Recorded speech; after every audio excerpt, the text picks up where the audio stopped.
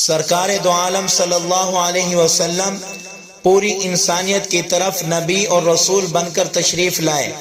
آپ صلی اللہ علیہ وسلم کے سر پر نبوت کا تاج سجایا گیا۔